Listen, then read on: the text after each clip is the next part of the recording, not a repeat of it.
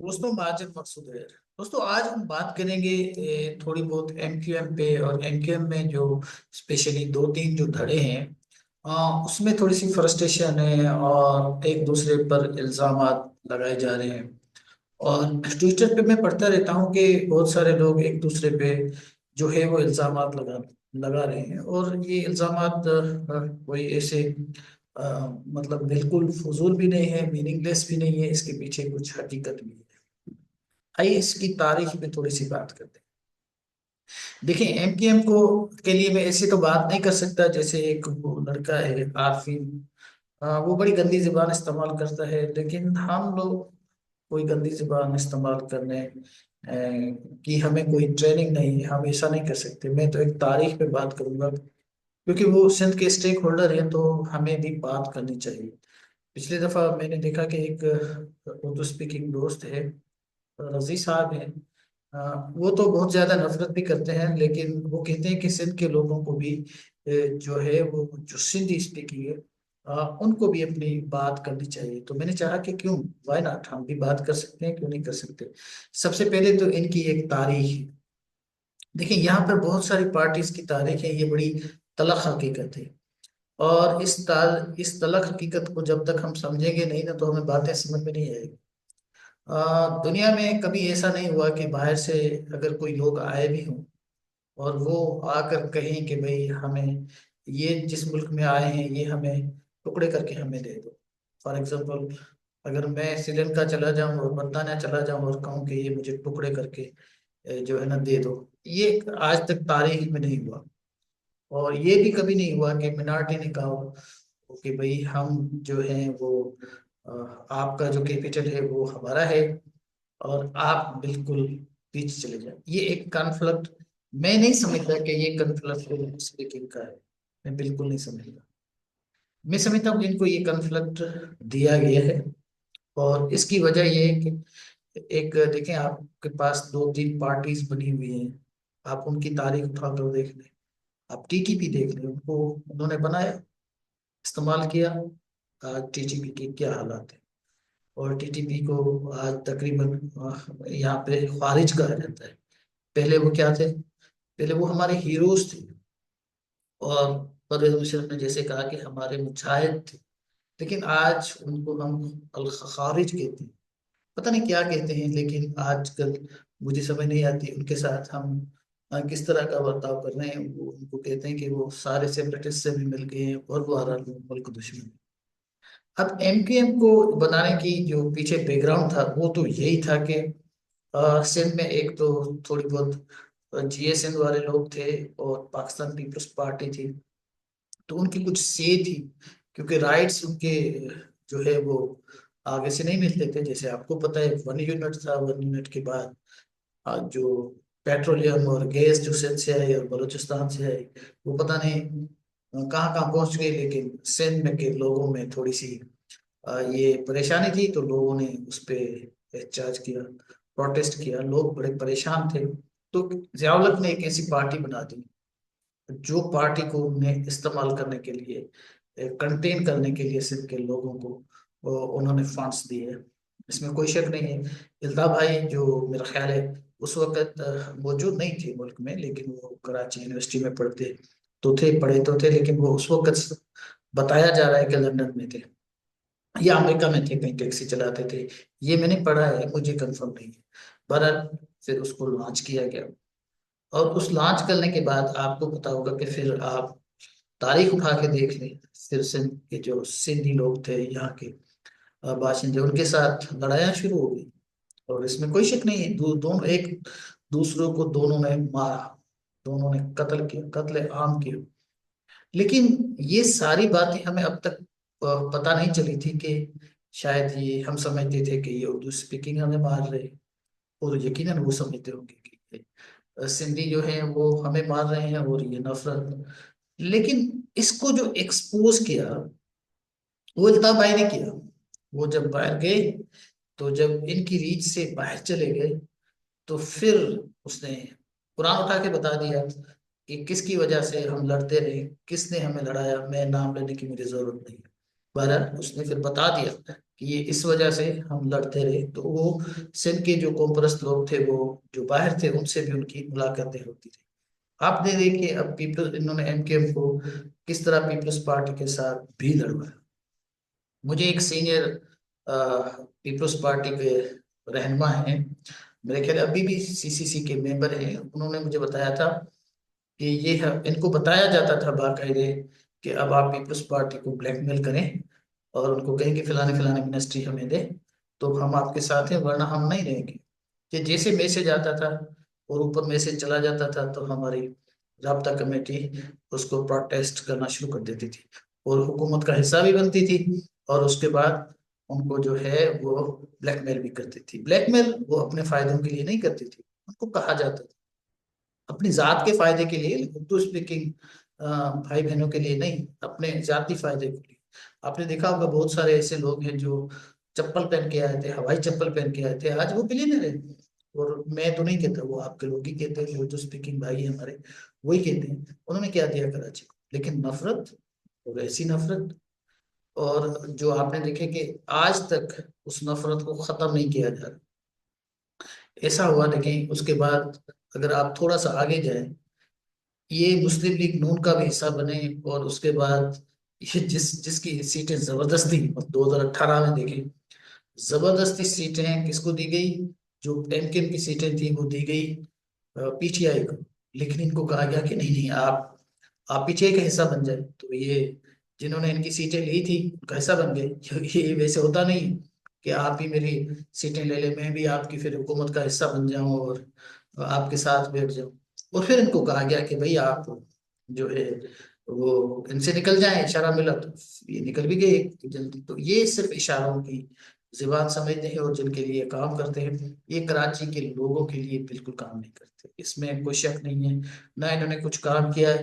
पहले कुछ और लोग कहते थे, अब जो वहाँ के हमारे उर्दू स्पीकिंग भाई और बहनें हैं, वो खुद भी कहते हैं कि ये खुद मिलियनर बन गए हैं, बिलियनर बन गए हैं।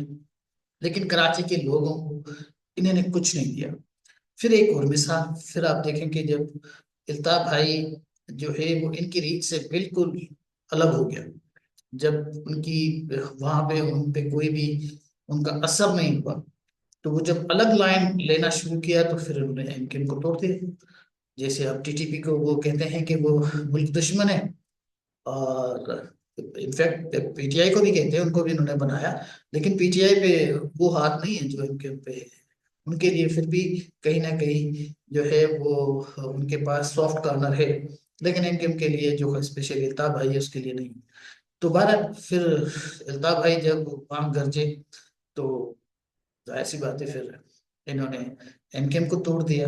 और तोड़ा ऐसे कि उनके अपने लोग जो यकीनन उनके उनके साथ लॉयल नहीं थे, वो अपने इंटरेस्ट के साथ ही लॉयल थे। मुस्तफा कमाल, उनको तोड़ दिया उन्होंने। अब मुस्तफा कमाल के लिए क्या टारगेट था, वो उठते बैठते मीडिया से बात करते हुए स्टार्ट करते थे पहले इल्ताफ भाई को गलत शलत, या आप उसको कहें गाली तो मैं नहीं कहूंगा, लेकिन बहुत ही क्रिटिसाइज करते थे, बहुत ही गंदे अल्फाजों में उनको क्रिटिसाइज करते थे। और उसके बाद अपनी बात करते थे, हर बात पे स्टार्ट वो करते थे जब भी मीडिया से बात की तो वो अल्ताफ से की। इतना सो मच सो के उन्होंने तो फिर ऐसा भी कहा कि ये जो एमकेएमपी है इसको खत्म किया जाए, ये क्योंकि इनकी नहीं है, ये अल्ताफ भाई की है। जब तक आप इसको खत्म नहीं करेंगे तब तक पीएसपी यहाँ नहीं चले। इस तरह की डिमांड करते रहे। और उसने फिर क्या कहा, उसने कहा कि ये जो अभी मकबूल सिद्दीकी साहब है, डॉक्टर मकबूल सिद्दीकी साहब, उस पे तो उसने बड़े सीरियस किस्म के एलिगेशन लगाए कि ये तो इंडिया गया था और इंडिया में जाकर इसने बाकायदे ट्रेनिंग की है और अपना पासपोर्ट छोड़ दिया, ये राह का एजेंट है, व्हाट नॉट एवरीथिंग, सब कुछ उसने कहा। और फिर देखा कि जब अ, इन पार्टी को बनाने वालों ने, पी को बनाने वाले ने, जो एमकेएमपी उनको बनाने वाले या पीएसपी को बनाने हो, फिर उन्होंने फैसला किया कि यार कोई ऐसी पार्टी तो हो जो कंसोलिडेट कराची की हो, जिनको हम आराम से इस्तेमाल कर सकें। तो फिर उन्होंने कहा कि ये जो अब पीएसपी और एमक्यूएमपी इनको भी मिलाया जाए। अब ये स्पेकुलेशन पहले से शुरू हो गई कि कोशिश जारी है। उन्होंने कहा कि यार मुस्तफा कमाल इतनी गालियां देता है इनको, और इनको साथ बैठने के लिए तैयार नहीं है, कोई कैसे मिल जाएगा। लेकिन हमने देखा ये फिर एक दूसरे को मिल गए आपस में। क्या ये कराची के इंटरेस्ट के लिए मिले थे? नहीं नहीं, ये जिनके इंटरेस्ट है उन्हीं को सर्व कर रहे हैं। ये कराची के लोगों के लिए इनका कोई दिल नहीं धड़कता। ये बस बातें करते हैं, लेकिन उसको इस्तेमाल करते हैं नफरत की, कि आप पीपल्स पार्टी या जो सिंध के लोग हैं उनके साथ आप नफरत करें। और इस नफरत की वजह से देखें, वो हमें कहते हैं कि सिंध के लोगों को जो लाड़काना से, हैदराबाद से या सखर से आता है, वो कहते हैं वो लोकल नहीं है। लेकिन जो मानसरा से आता है, और जो जो अफगानिस्तान से आता है, या जो पिशावर से आता है, लाहौर से आता है, सियालकोट से आता है, उनको कभी इस तरह का ताना नहीं जाता कि आप लोकल नहीं है। वो कराची के लोकल हैं, लेकिन जो सक्कर से आया है वो लोकल नहीं। अब इस तरह की जब कहानी घड़ी जाएगी तो लोग तो जाहिर सी बात है तस्लीम नहीं करेंगे। किसी इंटरनेशनल कोर्ट में भी इसको तस्लीम नहीं किया जाएगा। फिर इस तरह की ख्वाब इनको बताए गए, इनको दिखाए गए कि भाई ये हम आपको कराची अलग करके देंगे या अलग हो जाएगा, आप इस तरह की एक सेपरेट आइडेंटिटी बनाए। ये बात मैं पहले भी कह चुका हूँ कि देखें, अगर उर्दू स्पीकिंग जो पढ़े लिखे लोग थे, अगर वो चाहते तो वो सिंध के लोगों के साथ बिल्कुल मिल जाते। और सिंध में बड़ी बड़ी इन्वेस्टमेंट हुई है, लेकिन उनके पास जो एक मोहब्बत वाला जो आंसर है, या एक जिसको ये सूफी लोग कहते हैं, वो बड़े सूफी लोग हैं, बेजाट है। लेकिन कुछ लोग तो होंगे, जाहिर सी बात है, हर कम्युनिटी में कुछ लोग नफरत वाले होते हैं। वो हमारे पास भी होंगे, मैं इस बात से इनकार नहीं करता, वो भी होंगे। लेकिन ज्यादातर लोग अब भी वो कहते हैं, जो मेजॉरिटी में है, वो कहते हैं कि इनको हमारा हिस्सा होना चाहिए। ये महाजन जो है ये सिंध का एक परमानेंट हिस्सा होना चाहिए। लेकिन वो जो मिनारिटी हैं, जो उर्दू स्पीकिंग जो थोड़े से हैं, वो कहते हैं कि नहीं नहीं नहीं, हम इनका हिस्सा नहीं बनेंगे। हमें जो कहा गया हम वही करेंगे, तो करें भाई। तो उसके नतायज यही निकल रहे हैं आपके सामने। लेकिन अभी आप देखें कि ये सारे के सारे लोग जो है ये आपस में मतलब है किसी की एक दूसरे के साथ नहीं बनती। आपको पता होगा, सब लोगों को इस चीज का विटनेस करते होंगे कि ये जो हमारे गवर्नर साहब, इसके लिए मुस्तफा कमाल क्या कहते थे, या दूसरे लोग भी, एक्सेप्टिंग वन जो फारूक सत्तार भाई है, उन्होंने हमेशा उसको हमने देखा कि सपोर्ट किया। लेकिन बाकी जितने भी लोग हैं, उन्होंने उसको उसको तो कोई मतलब एमकेएम का जो है वो मेंबर भी नहीं समझते थे। लेकिन आज आप देखें कि एमक्यूएम का जो करता धरता है, एमकेएमपी की बात कर रहा हूँ, उसका करता धरता आजकल कामरान टेसोरी है, जिसका कोई ताल्लुक नहीं था। जो कुछ साल पहले के 8-10 साल पहले आपने कोई तस्वीर भी देखी होगी, किसी मोटरसाइकिल की चोरी के इल्जाम में उसको अरेस्ट किया गया था। मुझे नहीं पता वो इल्जाम सच्चा था या झूठा था, लेकिन हमने देखा उसको। आज वो, आपको पता है कितनी कितनी बड़ी बड़ी इन्वेस्टमेंट कर रहे हैं। तो ये अनलिस्ट होते हैं ऐसे लोग जो दूसरों के लिए काम करते हैं।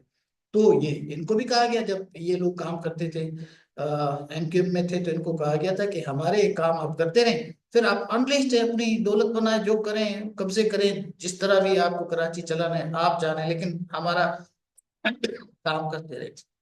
तो ये कुछ थे, इनका काम ये था कि ये सिंध के लोगों के लिए एक नफरत पैदा करें अपने मासेस में।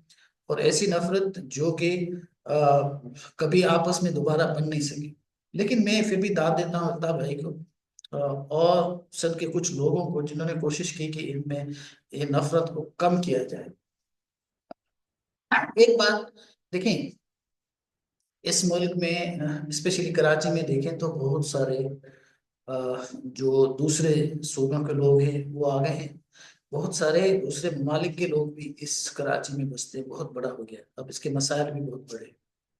लेकिन इस पे एक सच जो बात होनी चाहिए ना, वो बात नहीं होती। और ये सारे के सारे जो इल्जामात हैं वो पाकिस्तान पीपल्स पार्टी को देते हैं। आप दें, बेशक दें, पीपल्स पार्टी रूल कर रही हो पिछले 15-16 साल से, या हुकूमत कर रही है। लेकिन एक बात समझने की है, वो ये है कि पीपल्स पार्टी कोई सिंधी जमात नहीं है। ये इल्जाम बिल्कुल गलत है। अगर आप कहते हैं हाँ उसमें सिंध की सीटें जरूर हैं, सिंध के लोगों की सीटें जरूर है, लेकिन वो कुछ परसेंटेज है। इसमें ये पूरे पाकिस्तान की पार्टी है, इस मुल्क की पार्टी है जिसमें हम रहते हैं। आपको अगर सिंधियों की पार्टी होती तो क्या वहां पे मेयर कराची में वो सिंधी होता। लेकिन मैं तो मुश्ताक कमाल को भी अपना भाई भी समझता हूँ और सिंधी भी समझता हूँ, लेकिन वो है तो उर्दू स्पीकिंग ना। लेकिन मुर्तजा कमाल, सॉरी, मुर्तजा वहाब जिस तरह का काम कर रहे हैं, ये तो ब्लेसिंग है जो कराची के लोगों के लिए। और इतना अच्छा काम तो किसी मेयर ने नहीं किया। जिस तरह आपको अगर ट्विटर पे ही देख लें, उसके अकाउंट में देख लें, तो हर वक्त हर टाइम वो कहीं ना कोई सी काम का इफ्तिताह कर रहे होते हैं, खुद होते हैं, रात को होते हैं, दिन को होते हैं। हर वक्त आपको मुझसा वहाब जो है वो नजर आते हैं। मैं तो उसको नहीं कहता कि वो कोई मुहाजिर है, मैं तो उसको सिंधी समझता हूँ, हमारा भाई है। और मुझे मेरे लिए तो मैं तो उसकी बहुत रेस्पेक्ट करता हूँ। इस वजह से नहीं कि वो पाकिस्तान पीपल्स पार्टी का मेयर है, वैसे भी वो बहुत अच्छे आदमी है। और आपको पता है वो आजकल जिसको कहते हैं कि वो सिंधियों की पार्टी है, उसका आजकल वो स्पोक पर्सन भी है जो बिलावल भुट्टो जरदारी है।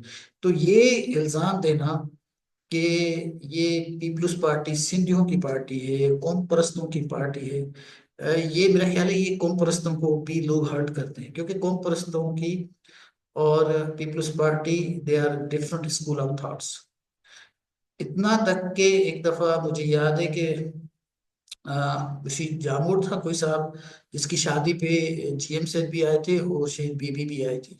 वो एक बिल्कुल साथ बैठे हुए थे। अभी भी आपको तस्वीर उसकी मिल जाएगी, लेकिन एक दूसरे के साथ उन्होंने सलाम नहीं किया। और पाकिस्तान पीपल्स पार्टी ने जीएम सेठ को सारी जिंदगी जेल में रखा। और बहुत सारे नेशनलिस्ट थे, उनको पाकिस्तान पीपल्स पार्टी ने जेल में रखा। तो ये कहना कि ये अ, जो पार्टी है वो सिंधियों की पार्टी है, तो मैं नहीं कह सकता। मैं इस बात का कायल नहीं हूँ। सिंधी सिर्फ पीपल्स पार्टी को वोट नहीं देते, वो बाकी पार्टियों को भी वोट देते हैं। तो ये भी एक तारीख है। और दूसरी बात ये भी है, जैसे बहुत सारे लोग आपको पता है कि पंजाब में भी है, सिंध में भी है, जो जिसको आप दरबारी कह सकते हैं। जो आप उनको अपने पर्सनल फायदे इंटरेस्ट जब उनको मिल जाते हैं, तो वो आपके कॉम्प्रस्त भी हो सकते हैं, वो भी उनके साथ बैठते होंगे, वो भी उनके साथ तस्वीरें खिंचवाते होंगे। लेकिन ये इंडिविजुअल लेवल पे एक्सेप्शनल आपको मिसालें मिल जाएंगी। लेकिन बाय एंड लार्ज आप देखेंगे, हम तो देखते हैं क्योंकि ये ज्यादातर अपनी कौमी जुबान वो समझते हैं और सिंधी में ही लिखते हैं। और मैं भी सिंधी में भी लिखता हूँ क्योंकि हमारी अपनी जुबान है। और जो जुबान से रेस्पेक्ट नहीं करता अपनी जुबान की, तो वो तो उसके उस पे तो रहम ही किया जाए। तो मैं जब भी पढ़ता हूँ देखता हूँ, तो जो भी कौम परस्त हैं और पीपल्स पार्टी का शदीद इख्तिलाफ, वो इवन पीपल्स आप पगड़ा से मिल जाते हैं, लेकिन पीपल्स पार्टी के वो अगेंस्ट है। तो ये ताना देना कि पीपल्स पार्टी जो है वो तंजीम है इनकी कौम परस्तों की, ये भी थोड़ी सी नाजायज है, क्योंकि वो बिल्कुल नहीं है। जो मैं तो समझता हूँ, जो उर्दू स्पीकिंग के साथ भी जितने कौम परस्त एसोसिएट रहे, ये साथ रहे या मोहब्बत और प्यार की बात करते हैं, शायद उतना कोई नहीं करता। क्योंकि मेरा किसी पार्टी के साथ कोई ऐसा ताल्लुक नहीं है। मैं तो एक एनालिस्ट हूँ, एक राइटर हूँ, कॉलम लिखता हूँ और कभी कभार बात कर लेता हूँ। और मैं कभी ऐसा भी नहीं हूँ कि मुझे कोई वो चाहिए, बहुत ज्यादा व्यूअरशिप चाहिए, सब्सक्रिप्शन चाहिए। वो जैसे लोग करते हैं कि कुछ इस तरह की बातें आप कर दें कि लोग भी जो है वो आपको सब्सक्राइब करें। आप देखें आरफीन जब बात करता है तो वो किसी नफरत के साथ बात करता है। तो मैं किसी के लिए नफरत नहीं करता। मैं हर किसी से एक रेस्पेक्ट और प्यार का रिश्ता है, और मैं करता रहूंगा। मुझे किसी के साथ कोई नफरत नहीं, मोहब्बत की बात है। कोई सुने कोई ना सुने। तो अब आते हैं, देखें अभी भी जो सिलसिला, जो कल भी मैंने इस पे बात की थी, ये डंपर्स वाला और ये टैंकर्स वाला। अब ये डंपर्स और टैंकर्स जिनके हैं उन पे भी ये लोग बात नहीं करते। अभी तो जाहिर सी बात है, ये बीच में पीटीआई आ गई है तो इन्होंने बात करना शुरू कर दी है, क्योंकि पीटीआई अभी अताब में है। क्योंकि बीच में एक बंदे ने, किसी ने शायद पीछे पीटीआई का झंडा मैंने देखा था। अदरवाइज ये इन लोगों से बात नहीं करते। यहाँ यहीं पे अगर कोई टैंकर सीढ़ी होता, या मेरा ख्याल है कोई और होता, तो मेरे अभी कराची के हालात बहुत खराब होते।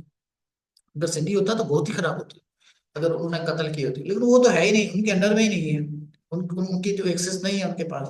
पता है किसकी एक्सेस है, मैं नाम नहीं लेना चाहता। तो अब ये बात समझने की है, और इसको अगर आप नहीं समझेंगे तो आप ज्यादा नफरत में आप अपनी बातें करना शुरू करेंगे, आपको बातें समझ नहीं आएगी। और लास्ट बट नॉट लीस्ट, ये इन दोनों कम्युनिटी के बेस्ट इंटरेस्ट में है, उर्दू स्पीकिंग और सिंधी स्पीकिंग, जो यहाँ के परमानेंट बाशिंदे परमानेंट लोग हैं, इनको आपस में कहीं ना कहीं बैठना होगा। और अगर ये नहीं बैठेंगे, दोनों का नुकसान होगा। ये बात मैं आपको बता दूं, उर्दू स्पीकिंग बहुत ज्यादा जो कराची से निकल चुके हैं, भाग चुके हैं, और उनकी पॉपुलेशन जो पहले 40s 50s में होती की थी, अब वो कोई 30s में वो 32 तक आ गई है, 4 तक। तो आबादी आपकी बहुत कम हो गई है। सिंध की आबादी, जो सिंधी लोग हैं वो वहाँ बहुत ज्यादा चले गए, उनकी आबादी बढ़ गई, लेकिन अब तो जो पख्तून है वो बहुत ज्यादा। तो आप जो मेजॉरिटी की जो क्लेम करते थे कि सारा कराची हमारा है, वो तो तकरीबन क्लेम खत्म हो चुका है। अभी मलिर में आपके पास कुछ नहीं है, क्यामाड़ी में आपके पास कुछ नहीं है, और इवन जो सेंटर है, सेंटर नहीं, वो अपना साउथ, उसको देख ले। आपके पास ज्यादा से ज्यादा अगर उर्दू स्पीकिंग की बात की जाए, मैं हमारे सबके हैं, लेकिन जो लोग कहते हैं ना ये हमारा है, तो कहते हैं हम सबका है, लेकिन अगर आप कहते हैं कि ये सिर्फ हमारा है, तो सेंटर रह गया आपके पास। अब आप कह सकते हैं कि ईस्ट और वेस्ट भी, वेस्ट में भी पख्तून है, लेकिन वेस्ट में भी चलो आप समझ सकते हैं कि उर्दू स्पीकिंग है। और ईस्ट में भी बहुत ज्यादा लोग अब तो कहते हैं कि ये गुलशन इकबाल हमारा दादू है। तो वहां भी बहुत सारे लोग, अगर डोमिसाइल नहीं बने तो कल बन जाएंगे, लेकिन वो बहुत सारे लोग वहां अब आ गए हैं। तो ये किलन भी खत्म हो गया। लेकिन अगर आप सोचें कि ये सिंध के जो बाशिंदे हैं, उर्दू स्पीकिंग और सिंधी स्पीकिंग, ये अगर आपस में मिल जाए, अगर प्यार मोहब्बत से रहना शुरू कर दे, तो आप क्या समझते हैं इनकी कितनी बड़ी स्ट्रेंथ होगी। अगर ये लोग बात करें कि भाई ये जो कैनाल्स बन रहे हैं, आपको पता है कि कैनाल्स ये जो बन रहे हैं, इसका इसका असर कराची में सबसे ज्यादा होगा, लेकिन वहां से ए सच कोई आवाज नहीं है। चलो आफाक भाई ने आवाज एक दफा उठाई थी, उसका भी हमें शुक्रिया अदा करना चाहिए, लेकिन ए सच कोई आवाज नहीं है। वैसे भी जो सिंध के दूसरे राइट्स हैं, जो हमें नहीं देता है इस्लामाबाद, लाइक अभी सिंध की जो हुकूमत है वो चीखती रहती है कि उनके पास जो पैसे उनको देने चाहिए वो नहीं मिलते। कराची जो हमारा कैपिटल है, जितना कमाता है, उसको इतना हिस्सा इस्लामाबाद से वापसी नहीं मिलता। इमरान खान ने इतने जो क्लेम किए थे कि मैं ये दूंगा वो दूंगा, कुछ नहीं दिया। So is the case with Nawaz Sharif, उन्होंने कुछ नहीं दिया अभी तक। हमारा एक जो सखर से जो एक आना था, अपना रोड आना था, वो भी नहीं बन सका। क्या वजह? ये ये जब मोटरवे हर जगह बन गए तो ये क्यों नहीं बना? तो बड़े सवाल आते हैं ना। तो इस पे बात होनी चाहिए। अगर हम इसके लिए बात करेंगे, तो मेरा ख्याल है हालात बेहतर हो सकते हैं। और ये वक्त की जरूरत है, ये मॉडर्न सियासत की जरूरत है। एक बात और लास्ट में करता चलूं, तो कि अब पंजाब में भी उर्दू स्पीकिंग के साथ जो एक इंटीमेसी थी, एक दोस्ती थी, वो खत्म होती जा रही है। और मैंने ये देखा है। और इसकी वजह ये है कि अब उनके पास भी कौम परस्ती आती जा रही है। वो कहते हैं कि हमारी जो पंजाबी जुबान है, उसको डिमिनिश करने में, उसको खत्म करने में उर्दू स्पीकिंग का बहुत बड़ा हाथ है। अब वो तो उर्दू स्पीकिंग से नफरत करना शुरू हो गई है। इतनी नफरत जो पहले नहीं थी। पहले ये लोग आपसे इतनी नफरत नहीं करते थे, क्योंकि उनको फायदा भी तो मिलता था ना, इस्तेमाल करते थे। अब उनके पास बहुत ज्यादा नफरत है। They have no room for you. तो उर्दू स्पीकिंग ज्यादा आइसोलेटेड होते जाएंगे। उनका बेस्ट इंटरेस्ट इसमें है, जो कि ये हमारी सिंध के लोगों की मजबूरी नहीं है उनके साथ रहना।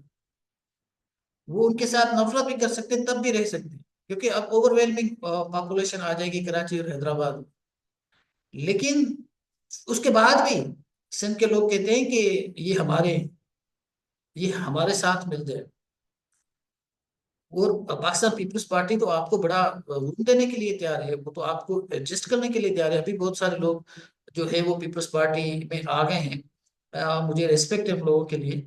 तो बहुत सारे लोग हमने देखा कि, मैंने आपको यकीन करें, मैं वहाँ अपना निसार खुड़ू साहब की ऑफिस में जाता रहा हूँ, और आई मस्ट एडमिट, तो वहां पे और उसके घर पे भी जाता रहा, वहां पे उर्दू स्पीकिंग आते थे, तो वो ऐसा रोना शुरू कर देते थे कि हमारे साथ हालात क्या। कोई काम नहीं होता। उन्होंने कहा कि मालिक हमारा काम नहीं करते, हम आना चाहते हैं आपके पास। तो बात ये है कि आप किसी भी पार्टी को ज्वाइन करें, लेकिन ये जो नफरत वाली सियासत है, नफरत वाली पॉलिटिक्स है, जब तक इससे हम बाहर नहीं निकलेंगे, जो सिंध के जो यहाँ के बाशिंदे हैं, जो यहाँ के मुस्तकिल बाशिंदे हैं या लोग हैं, तब तक न आपका इसमें कोई फायदा होगा और न ही हमारा कोई फायदा होगा। Thank you very much.